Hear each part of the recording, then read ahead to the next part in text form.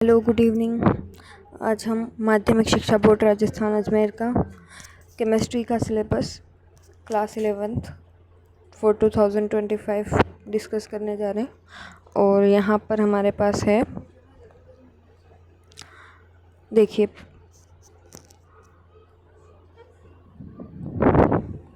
यहाँ पर जो यूनिट फर्स्ट हमारी है ये है रसायन विज्ञान की कुछ मूल अवधारणाएं।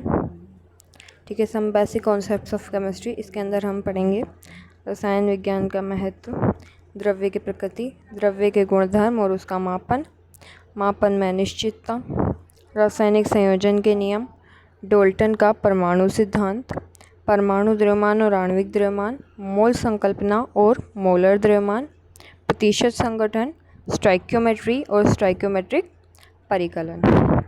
देखिए, और जो हमारी यूनिट 2 है वो है स्ट्रक्चर ऑफ द एटम, परमाणु की संरचना। इसमें हम पढ़ेंगे अपरमाणविक कणों की खोज, इंटरमोलिकुलर जो कण होते हैं पार्टिकल्स, उनकी खोज, परमाणु मॉडल, बोर के परमाणु मॉडल के विकास की पृष्ठभूमि। ठीक है, developments leading to the Bohr's atomic model, hydrogen परमाणु के लिए बोर मॉडल, परमाणु के क्वांटम यांत्रिकीय मॉडल की ओर, परमाणु का क्वांटम यांत्रिकीय मॉडल। जो यूनिट 3 है उसमें है तत्वों का वर्गीकरण एवं गुणधर्मों में आवर्तिता जो होती है।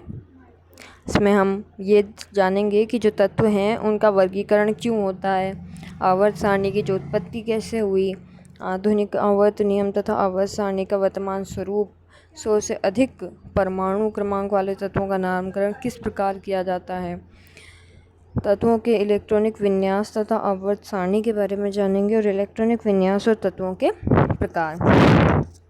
SPDF ब्लॉक क्या होते हैं, तत्वों के गुणधर्मों में आवर्तिता। यूनिट 4 जो है हमारी वो है chemical bonding and molecular structure, रासायनिक आबंधन तथा आणविक संरचना।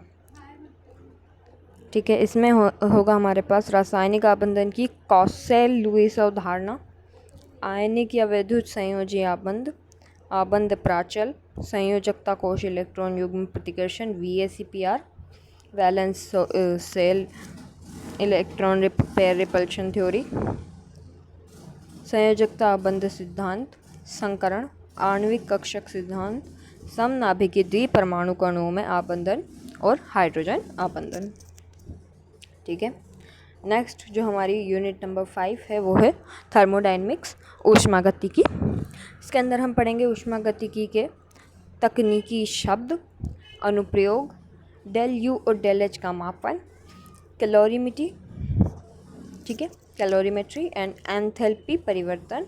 एक अभिक्रिया के लिए डेल RH अभिक्रिया एंथैल्पी, विभिन्न प्रकार की अभिक्रियाओं के लिए एंथैल्पी, स्वतः प्रवर्तिता, गिब्स ऊर्जा और परिवर्तन एवं साम्यावस्था।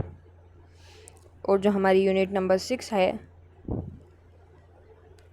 इक्विलिब्रियम जो है, साम्यावस्था जो हमारे पास है, उसमें है भौतिक प्रक्रमों में साम्यावस्था, रासायनिक प्रक्रमों में साम्यावस्था का तिक साम्य, रासायनिक साम्यावस्था का नियम तथा साम्यावस्था स्थिरांक, समांग साम्यावस्था, विषमांग साम्यावस्था, साम्यावस्था स्थिरांक के अनुप्रयोग, साम्यावस्था स्थिरांक जो कि K होता है,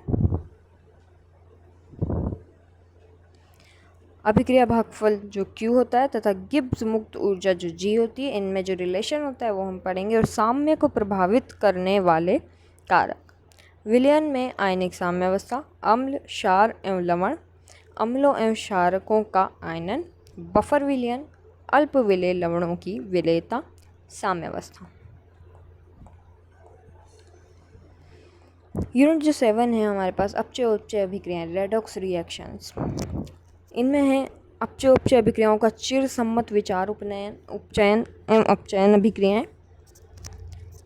देखिए, अपचय उपचय अभिक्रियाओं का चिर सम्मत विचार, जिसमें है उपचयन और अपचयन अभिक्रियाएं, इलेक्ट्रॉन स्थानांतरण अभिक्रियाओं के रूप में अपचय उपचय अभिक्रियाएं, ऑक्सीकरण संख्या, अपचय उपचय अभिक्रियाएं तथा इलेक्ट्रोड प्रक्रम। यूनिट 8 में हमारे पास है कार्बनिक रसायन, कुछ आधारभूत सिद्धांत तथा तकनीकें। सामान्य प्रस्तावना, कार्बन की चतुसंयोजकता, कार्बनिक यौगिकों की आकृतियाँ, कार्बनिक यौगिकों का संरचनात्मक निरूपण, कार्बनिक यौगिकों का वर्गीकरण, कार्बनिक यौगिकों की नाम पद्धति, समावयवता, कार्बनिक अभिक्रियाओं की क्रियाविधि में मूलभूत संकल्पनाएं, कार्बनिक यौगिकों के शोधन की विधियाँ, कार्बनिक यौगिकों का गुणात्मक विश्लेषण तथा मात्रात्मक विश्लेषण। और जो हमारी यूनिट 9 है, लास्ट जो हमारी यूनिट है, उसमें हमारे पास है हाइड्रोकार्बन्स। हम इनका वर्गीकरण, एल्केन, एल्कीन और एल्काइन और कुछ एरोमेटिक हाइड्रोकार्बन्स पढ़ेंगे, और साथ में कैंसरजन्य गुण तथा विषाक्तता के बारे में हम जानेंगे। ठीक है, इसके बाद आपका जो प्रैक्टिकल का सिलेबस है, देखिए आपका जो एग्ज़ाम है वो होता है टोटल, जो रिटर्न एग्ज़ाम होता है वो होता है 3 hours and 15 minutes का, और आपका जो प्रैक्टिकल है वो होता है 4 hours का। ठीक है, और इसके अंदर